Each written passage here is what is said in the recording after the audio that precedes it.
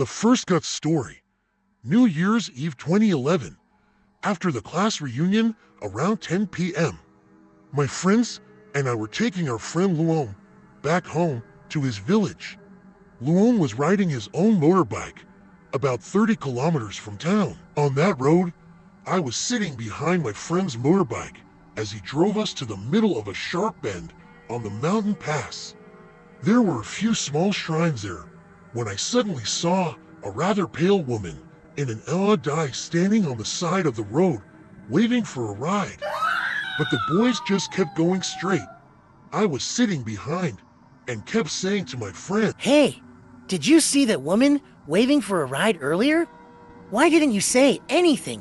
It's a shame to leave her standing there." However, my friend said, "I didn't see anyone." At that time, the two of us started to shake. When we got to my friend's house, we told his father about this. Then his father said, "Last week there was a fatal accident. A truck hit the railing, flipped over, and almost fell into the abyss." At this point, the four of us absolutely did not dare to go home at night. But tomorrow is the first day of Tet. We have to go home to celebrate New Year's Eve. Luckily, we didn't encounter anything unusual when we drove to town.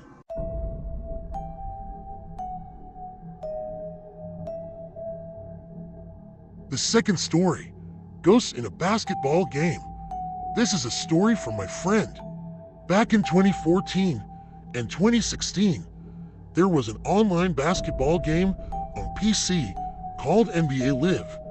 Each team had 3 players. We were addicted to playing it back then. I was in the same class as my friend. I was born in 91 and he was born in 94. We played every day until 3 or 4 a.m. There was another Chinese guy on our team. The 3 of us played for several weeks in a row, winning 15 to 20 games in a row.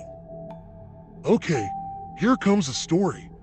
That night, while we were playing, we saw my friend's character just standing still, not disconnected, just standing there.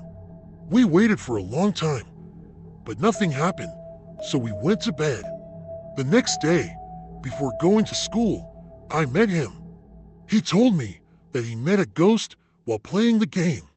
He said it was nighttime, so he turned off all the lights and just turned on the PC to play. He was playing intensely when he felt someone standing next to him. He slowly turned around and saw a little boy with no facial features, his face pressed close to his shoulder, looking at the PC screen.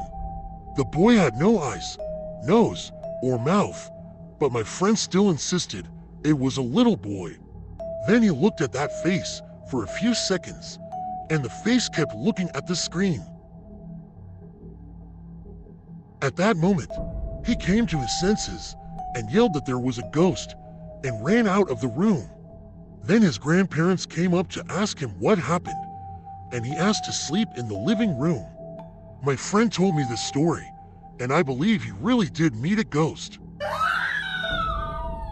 These are just 2 of the many spine-tingling ghost stories I'll be sharing with you on the Yuka NGO Storyteller channel. Be sure to like and subscribe to the channel, and don't forget to hit the notification bell so you never miss a new video.